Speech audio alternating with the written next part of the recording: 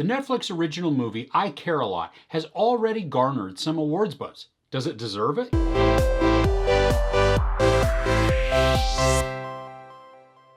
A crooked legal guardian who drains the savings of her elderly wards meets her match when a woman she tries to swindle turns out to be more than she first appears. This dark comedic thriller stars Rosamund Pike, Peter Dinklage, Eiza Gonzalez, Dianne Wiest, and Chris Messina. Rosamund Pike stars as Marla Grayson, a professional guardian who has figured out a gig where she can take advantage of those under her legal care. We learn right from the start that she's crafty and vicious. She's really a devious criminal wrapped in a pretty and innocent looking package. We watch her work her magic and craft her schemes, and it's impressive, but it's also disgusting. I mean, she's got a well-honed machine of contacts to accomplish her goals. Organized crime never looks so organized. And I'm not saying she's connected. She just has created a large network of accomplices which she needs to carry out her grift. At one point, it's actually horrifying at what Marla is able to do. And if it's based on reality, it's a very scary prospect. This is darkly comedic. There were a few moments where I chuckled out loud, but most of the time I was just amused. But then I was disturbed because I was amused. Pike is really good at her character of Marla. She plays the character with a lot of charisma and smarts. And Dianne Wiest is really good in this too. I mean, she plays an unwitting ward put under Marla's care. And it's sad to watch this happen. We watch Wiest deteriorate and her performance is wonderful. She's strong even after what happens to her, but a person can only take so much.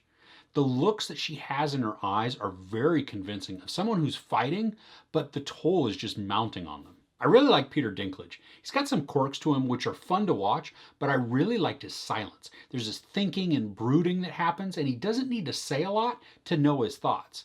And there's also a fierceness that he has that's really entertaining as he talks with people. I mean, sometimes he's seething, but trying to remain calm. Other times, he just has a psychotic calmness to him that's a bit scary. Eiza Gonzalez is fine in this, but she also felt a little underutilized to me.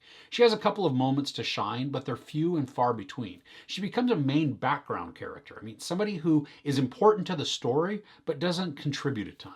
Now, I thought Chris Messina was wonderful in this. He's a lawyer and plays it well. There are some times where his character is trying to convince someone of something, and they're not agreeing. But he knows the consequences of not agreeing. And you can see those thoughts are just playing out in his mind. Like, you really don't want to play it this way, trust me. There's a little bit of mystery to the story, which was intriguing, especially in how the whole narrative lays out.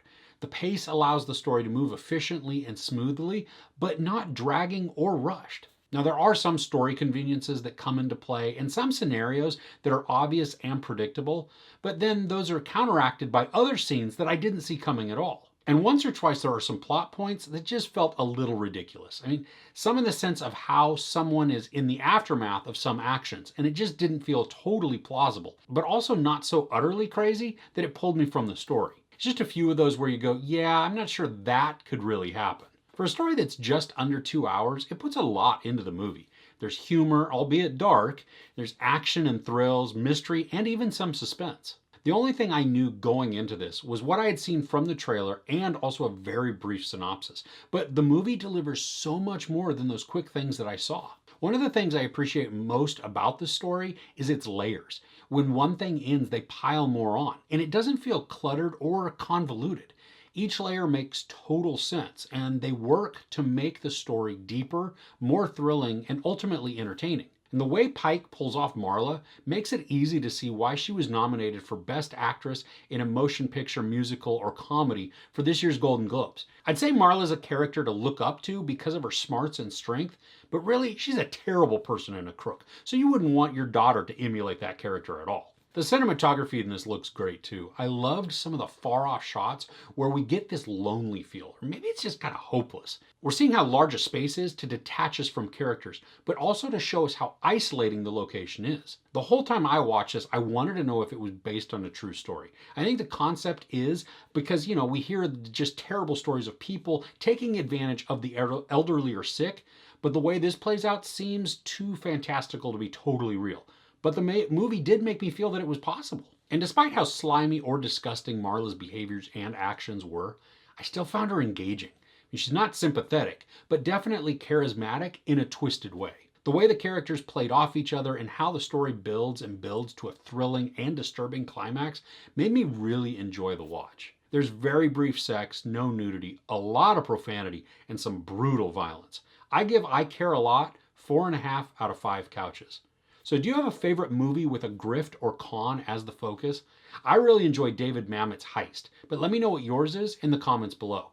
If you enjoyed this review, please give it a like. Also, don't forget to share and subscribe.